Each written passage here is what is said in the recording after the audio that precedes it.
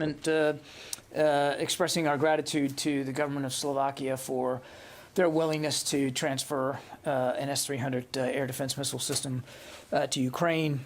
In that statement, he also talked about our ability, willingness, and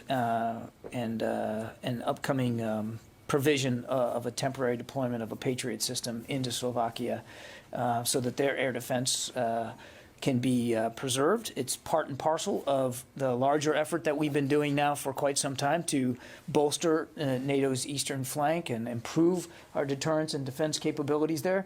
This is a temporary deployment of a Patriot system while we continue to consult and talk to the Slovakian government about more longer-term solutions. I don't have those solutions to speak to today or what that might look like.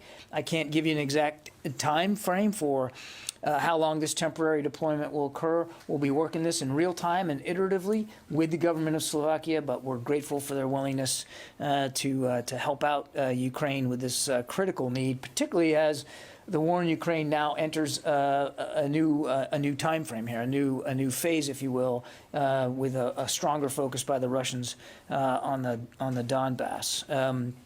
I know that you all have been covering the missile strike that occurred at the Kramatorsk. Sorry, I'll probably mess that up. At the train station there in the Donbas.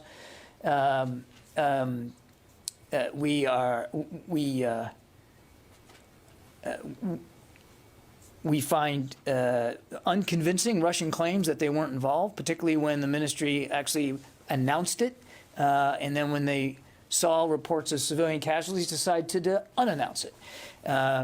So our assessment is that that this was a Russian strike and that they used a short-range ballistic missile to conduct it.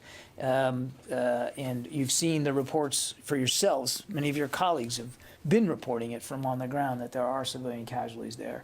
It is, again, of a piece of the Russian brutality in the prosecution of this war and their carelessness for trying to avoid civilian harm. On personnel notes, we are very happy to hear, got the news last night, that the Senate unanimously confirmed 2 DoD officials, Bill LaPlante as the Undersecretary of Defense for Acquisition and Sustainment, and Eric Raven to be the Undersecretary of the Navy. We're very excited. These are 2 very big positions, very key positions here at the Department, and we're excited to have them be joining the team here in the coming days. There's a lot going on, a lot of threats and challenges to deal with, and both these gentlemen will be key to that effort. Moving on to some other news. On the 1st of April, U.S. sailors, Coast Guardsmen, and Marines embarked aboard the USS Herschel Woody Williams with support from Interpol, and they assisted then in the Cabo Verde Maritime Forces with the interdiction of a Brazilian-flagged fishing vessel, seizing approximately 6,000 kilograms of cocaine and with an estimated value of more than $350 million. Local authorities took 7 individuals into custody during that counter-drug operation. Another good example of working with our allies and our partners all around the world to improve security and stability. Then on a programming note, on Monday morning, the Secretary will welcome here to the Pentagon the Indian Minister of Defense, Rajnath Singh, for an enhanced cordon ceremony and a bilateral meeting. That, of course, will be, you'll be able to cover that. Then later in the afternoon, the Secretary and Minister Singh will join Secretary of State Blinken and the Indian Minister of External Affairs, Jaishankar, for the 4th U.S.-India 2+2 ministerial dialogue, and that'll occur on Monday. This year's 2+2 will span the full breadth of the partnership between the United States and India, including defense, science, technology cooperation, climate, public health, and people-to-people ties. Since its inception in 2018, the 2+2 ministerial has allowed the United States and India to continue to work towards building an advanced, comprehensive defense partnership that we think is poised very well to meet the challenges of the 21st century. So with that, Bob. Thank you, John. On Ukraine, as the Russians narrow the focus of their operations to the Donbas and the south, as you described, do you anticipate that this will change in any significant way the Ukrainians' needs, the type of needs they'll have for weaponry, other assistance from the United States and other partners? And also, will it make it significantly more difficult to get it into them? I do not, we do not assess that this higher focus by the Russians on the south and the east by itself, geographically, is going to affect in any appreciable way the continued transshipment of security assistance on the ground into Ukraine that the United States is helping to coordinate. And as for whether it will change the requirements, I think largely that's going to be up to the Ukrainians. As I think you all know, the Secretary spoke with Minister Reznikov just yesterday, late yesterday afternoon. Good conversation, as they all are. The minister was grateful for the security assistance, particularly the recent announcement of $100 million worth of javelins, which we did very much in keeping with conversations with them about this renewed fighting in a much more confined geographic area. So we are tailoring our security assistance to meet their needs on the ground, but it's their needs we're trying to meet. We're not trying to, foist stuff upon them that we don't think that they can use. So I guess that's a long answer to a very brief question. It's too soon to know if there's going to have to be any adjustments. We'll work that out in real time with Mr. Reznikov and the Ukrainian Armed Forces. And clearly, if it's something we can do and we can do it quickly, we will absolutely do that. Right now, I don't think we're anticipating any major muscle movement changes in terms of the security assistance required for this new push by the Russians in the Donbas. I will tell you, and I think I've said this before, but I mean, one of the things the Ukrainians continue to say is one of their most valuable commodities is small arms ammunition. And we and other nations continue to provide literally millions of rounds. It doesn't get the headlines. I understand that. It's not as dramatic as anti-tank missiles or Stinger anti-air missiles, but it's a vital need that they use literally every day, and that continues to flow. Thanks. Sylvie. Thank you, John. Yesterday, the Secretary spoke about an updated guidance about sharing intelligence with the Ukrainians on the zones controlled by the separatist pro-Russian population. So does it mean that you didn't give them any information, any intelligence on these zones until now? And does it mean that you are giving them these intelligence now to help them reclaim these zones? It did not mean that we weren't giving them useful intelligence and information in the Donbas and in the eastern part of the country. We have continued to provide them with useful intelligence and information to help them defend themselves. What the Secretary was referring to was, as the conditions on the ground have changed and as this focus now has been more pronounced in the east, we needed to make sure that the guidance to our own intelligence apparatus was keeping pace with that. And what does it mean that you are helping them now? That the objective now is to help them to retake these zones? Our objective is and has been to help them defend themselves, and that includes giving them tools, whether that be weapons and systems and ammunition or information, to be able to do that as best as they possibly can. Yeah, Tom. Hi, John. Thanks. A follow on what Sylvie just asked, and then a separate question, please. You know me by now that I like to pick apart your words, and I enjoy it. Okay. We'll see if I appreciate it. We'll see if this rises to it then. You twice said in response to Sylvie that you're given the United States is giving the Ukrainians information to defend themselves. I want to make sure by the understanding of the word defend. In other words, if the Ukrainians, and you did, I know you don't like to go in hypotheticals, but But you're going to try to get me to go into I'm going to try it hypothetical. anyway. The Ukrainians have engaged in offensive actions, not just defensive actions. Yes, they have. In Ukraine. Would sharing, if the Ukrainians are planning an offensive action, does that fall under an area where you provide information to help them? We are, look, Tom, I don't want to, and I'm not trying to parse words here. when we say we want to help the Ukrainians defend themselves, we're talking about the aggregate effort here. We're not talking about a tactical, whether I'm in a defensive position or I'm on a counterattack. We're not getting into that level of specificity here. We are trying to give them useful information and intelligence that allows them to defend themselves, to push back, to resist, to fight against, you call it whatever you want, this Russian invasion. And if they were to use some of that information to conduct a counterattack, then so be it. They are defending, the larger defense is of their country. They have been invaded now. Actually, they've been invaded, quite frankly, for 8 years, but a massive invasion that began on the 24th of February, and they're resisting that. And we are doing what we can. I'm not going to get into too much detail here. I think you can understand that, but we're doing what we can to give them the tools, and some of that includes useful information that they can use to contribute to that active defense of their country. That clarifies it. Now, my other question, sorry. I'm delighted. Yeah. I know that earlier this year, actually on January 24th of this year, you said in response to another question by me that it's, quote, not helpful to look at history, although I know you taught history in academy. Perplexing That statement. seems like a brutal retelling of my quote, but go ahead. That's, well, anyway, as General Milley said yesterday, the action is going to be shifting to the Donbas region, which is a different terrain than much of Ukraine. And Sure. it was the scene during World War II of huge tank battles and armored battles. From a strategic point of view, bullets are great, and a lot of javelins are on the way, but does this give the Russians now an advantage in the sense that they do have more armor than the Ukrainians, and this is a terrain made for armored fighting?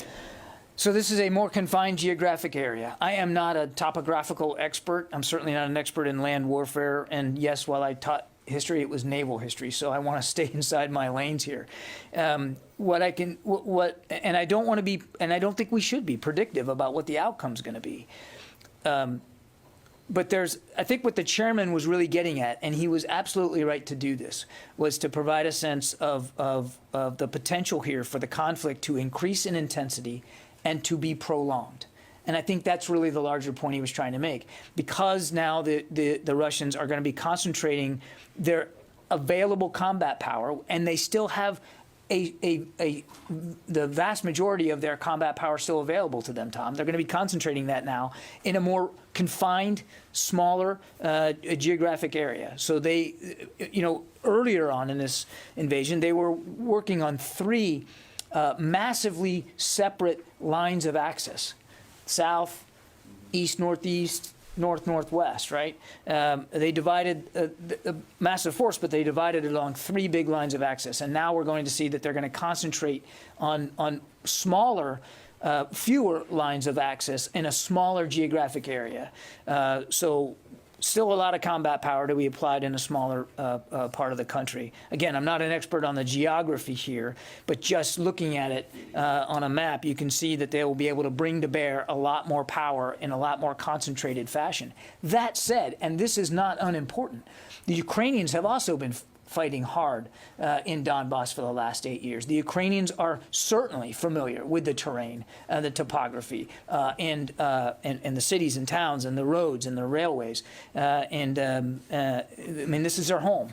And as we have seen in the last few weeks, but certainly the last several days, as the Russians have concentrated more effort there, the Ukrainians are fighting back just as hard and will be working just as hard to continue to defend themselves there.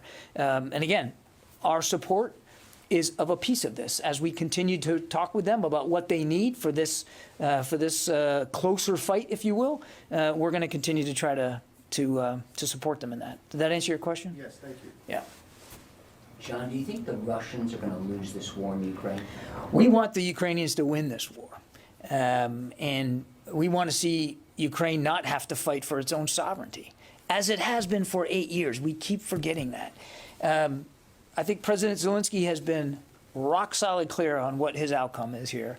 A whole Ukraine fully respected as a sovereign nation state. We want that for him too. And so we want to help, we want to see them win. And that's why we are committing so much energy and security assistance to that country, and we'll continue to do that. If you want to see the Ukrainians win, does that mean you want to see the Russians lose? We want to see Mr. Putin and the Russian army lose this invasion, lose this fight inside Ukraine.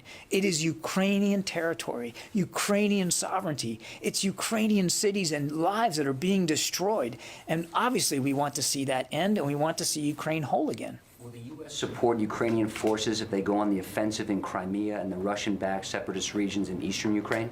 I'm not going to get into future operations here. What I would tell you is we're going to continue to support Ukraine in their efforts to defend their sovereignty and their people as much as we can, as fast as we can, Lucas. I'm not going to get into hypothetical operations that they haven't conducted yet. Kelly. I have two questions, if I may. The first is on a profile today on the Commander-in-Chief of the Ukrainian Armed Forces leading the fight against the Russian. I was curious if you had a comment on his leadership or a message to him.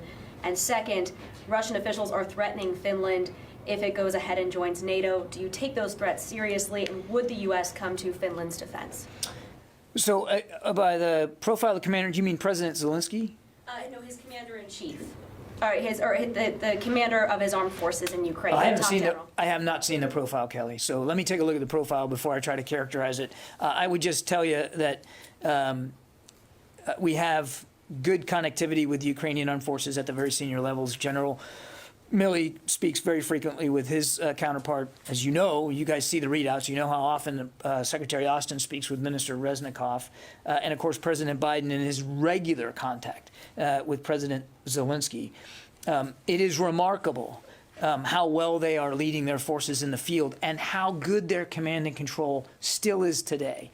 Well organized, well equipped, certainly well trained over the last 8 years, and you're seeing all that come to bear. So I haven't seen the profile, so I can't really comment on that, but we have great confidence in Ukrainian military leadership and the incredible work they're doing, leading their troops in the field. And it's, again, you've seen it. It's not just Ukrainian troops, Ukrainian citizens taking up arms and defending their streets and their cities.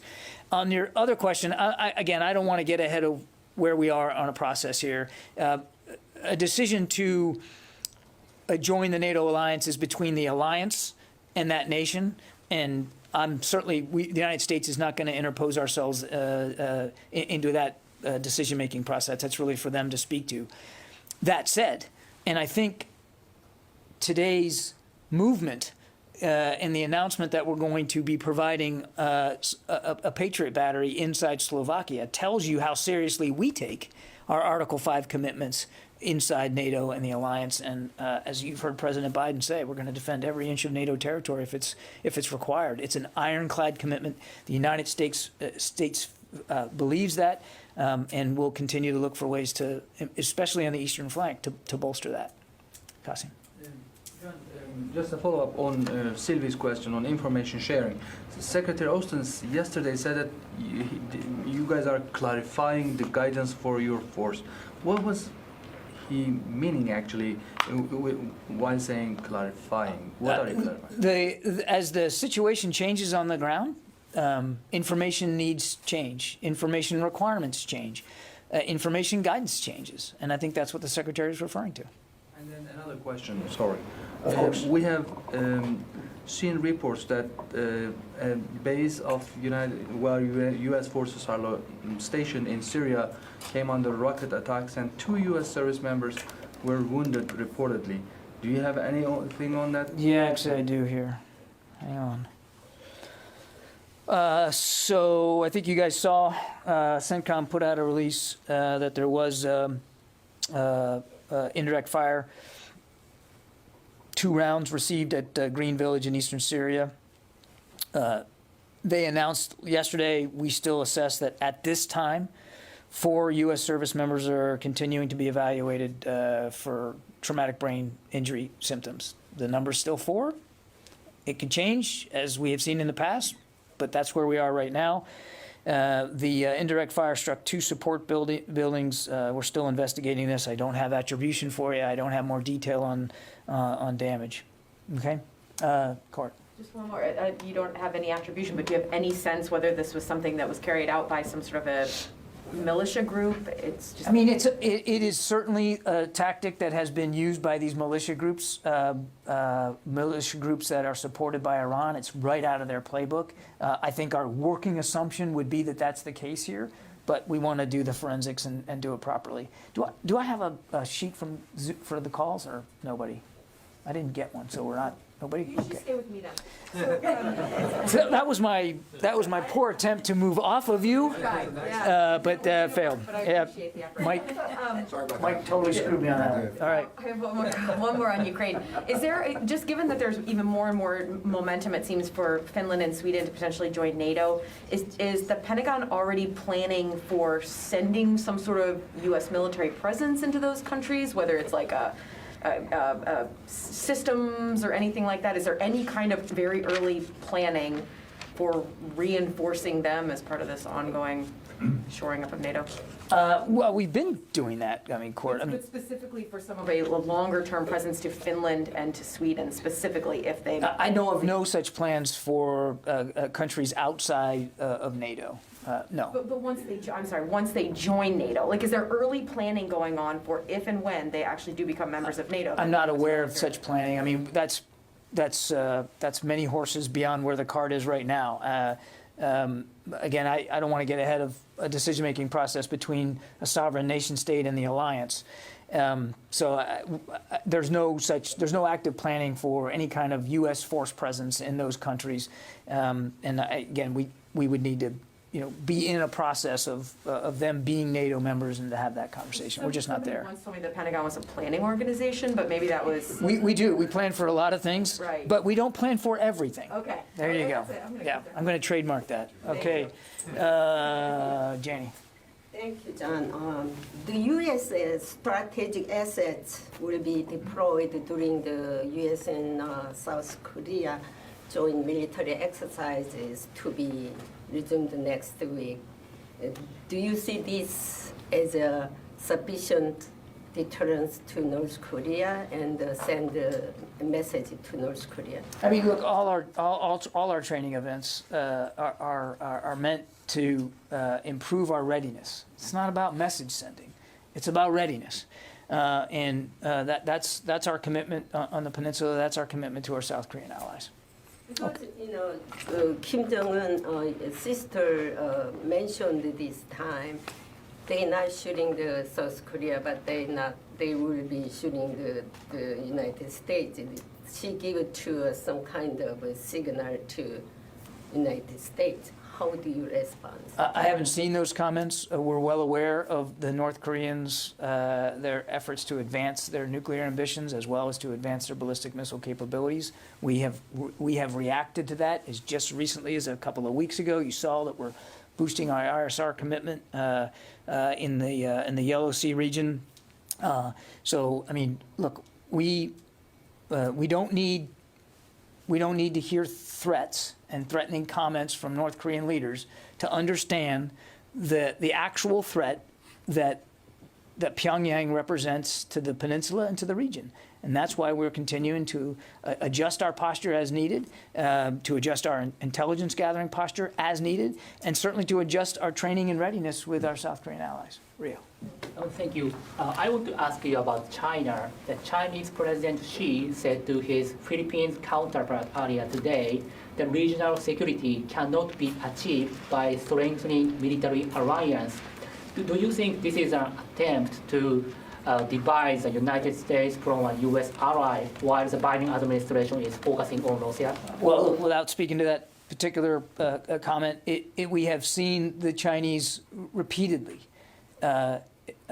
try to divide the United States from our allies. We've seen their coercive and aggressive tactics to bully neighbors, including some of our allies, to come around to their way of thinking about their national security, what they believe their national security interests are in the region. 5 of our 7 treaty alliances are in the Pacific, the Indo-Pacific region.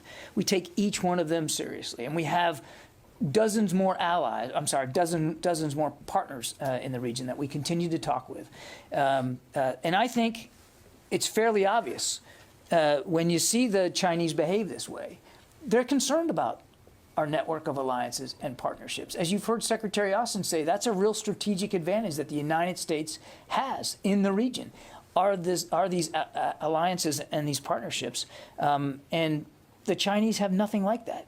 They don't have a lot of friends. They don't have a lot of people they can draw upon for that kind of support. And when you hear the Secretary talk about things like integrated deterrence, he's talking a lot about U.S. capabilities, but he's also talking about how we combine our capabilities in an integrated fashion with those of our allies and partners. Again, China has nothing to compare to that and cannot rely on that same kind of a network. Just quick follow-up. Japan will hold the first 2+2 meeting with the Philippines tomorrow. So what role do you expect Japan to play to maintain the rule-based order in the South China Sea? I won't get ahead of a 2+2 between those two sovereign nation states. We certainly respect both of them as allies, and they both are of ours. But I'll let them speak for their agenda and what they're trying to get out of this discussion. I'm sure it'll be fruitful. I'm sure it'll be productive. I'm sure it'll be constructive to improving mutual security needs in the Indo-Pacific. Lucas? John, NATO says that up to 15,000 Russian soldiers have been killed fighting in Ukraine. Is there any evidence or indications that the Russians are reinforcing those losses? I can't confirm the number, and you know we've stayed away from providing estimates on the numbers. We do know that they have taken casualties, both wounded and killed. What I can tell you, Lucas, sort of a two-part answer here. One, as we have seen Russian forces leave the north and move into Belarus and into Russia, we are beginning to see indications that they are, in fact, working on ways of refitting and resupplying these units, including discussions about how to replace lost troops. Now, some of these units are almost completely devastated, and it's unclear whether they will ever be reformed or whether they'll be combined with other units that are less depleted in manpower, equipment, vehicles. So they're working their way through all that right now. Remains to be seen how fast they'll be able to do it and with what, but we have seen indications that they are looking at their manning shortages in some of these units and how they're going to try to fix it. Do you know how many Russian soldiers they're looking to call up or send in?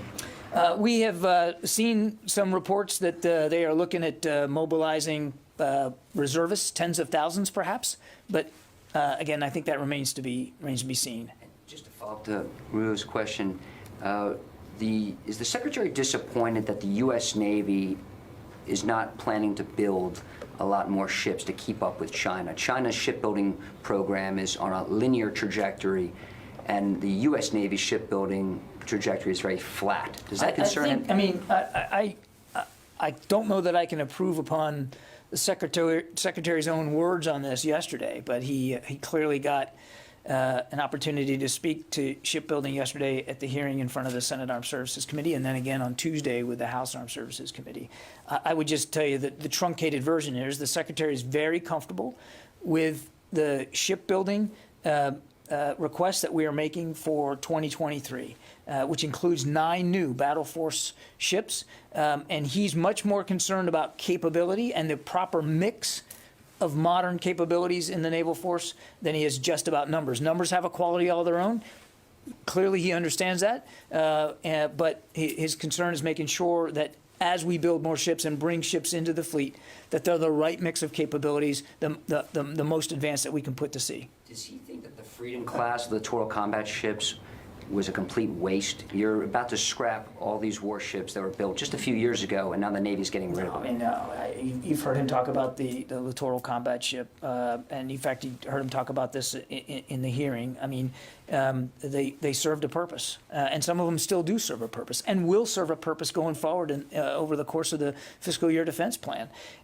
But when you look at the National Defense Strategy, and you look at the budget which supports that strategy, and that strategy is focused on the pacing challenge of China and the acute threat of Russia, what we are working with the Navy on and support the Navy's efforts to develop new classes of ships, ships with more capability than the LCS has for the kinds of fights that we think we might be in the future. The Navy have been building those kind of warships years ago and not these littoral I don't think we're going to relitigate Navy shipbuilding plans from 10, 20 years ago, Lucas. Okay, got to call it a day. One quick follow-up, sorry. Okay, I guess I'm not calling it a day. Sorry.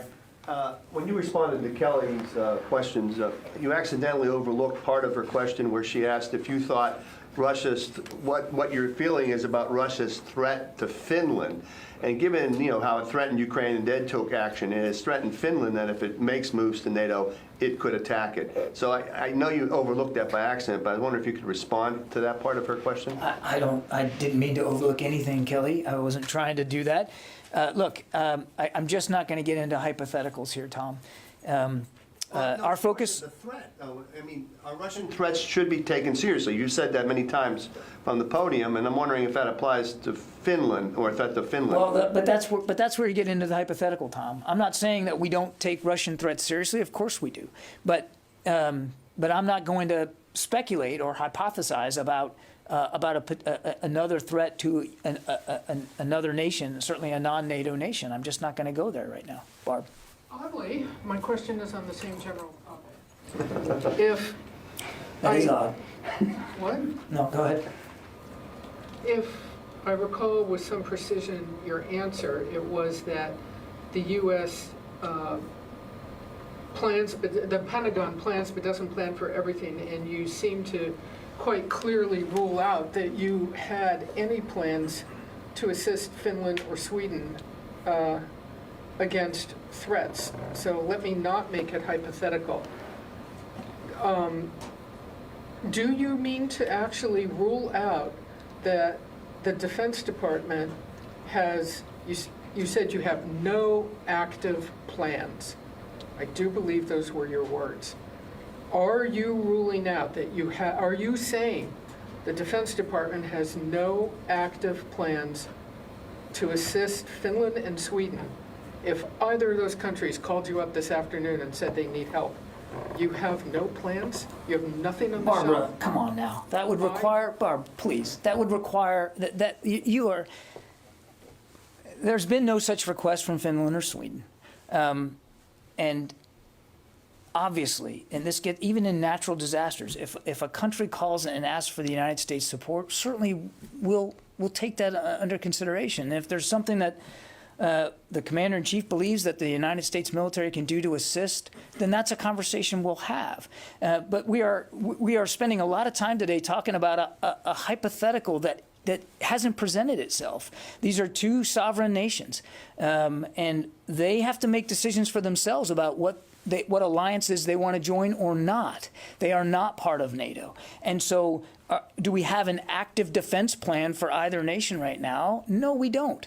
But that doesn't mean that should there be some kinetic threat that those nations go to the international community and want support, that we wouldn't take it under advisement. Of course we would. But I mean, my goodness, I mean, we're getting into way ahead here in terms of where the situation is. The fight now is in Ukraine. Ukraine is under threat. They have been invaded, and our focus, rightly so, is on Ukraine and making sure that they can continue to defend themselves. Yes. I have a question about yesterday again. Several senators, including Democratic senators, expressed frustration at what they called the fear of escalation. And they wanted the U.S. to do more to help Ukraine. Does the change on the ground with the retreat of the Russians, does it make the position of U.S. more difficult to keep, especially on a moral point of view? I'm not sure I understand the question. This balance that U.S. is trying to maintain, helping but not intervening directly, is it more difficult now? There's nothing easy about anything with respect to Ukraine. Not for the Ukrainians, certainly. Not for NATO. Not for individual nations like the United States that are trying to support Ukraine. Nothing's easy about this. And we are working incredibly hard at an unprecedented scale to help another nation defend itself. I know we get up here and we spout these numbers, and maybe sometimes they just kind of go into the ether because we do it all the time. 100 million, 300 million, 200 million, 350 million, 800 million. Over the course of this administration now, $2.5 billion, which is almost as much as Ukraine's defense budget. And we've done it in near record, actually in record time. We think about the speed with which this stuff is getting over there. So we're doing as much as we can, as fast as we can. And at the same time, doing as much as we can to bolster NATO's eastern flank. We went from about 80,000 troops in Europe in mid-February to now over 100,000. And now you see us just another repositioning inside Europe of a Patriot battery into Slovakia.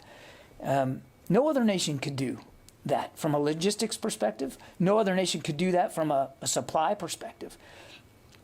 So we just fundamentally bristle at the notion that we're not doing enough and we're not doing enough faster. I mean, it's unprecedented. There's no historic comparison to what we're doing now to anything we've done in the past. At the same time, Sylvie, we are mindful that Russia is a nuclear power and that we don't have perfect visibility into Mr. Putin's thinking.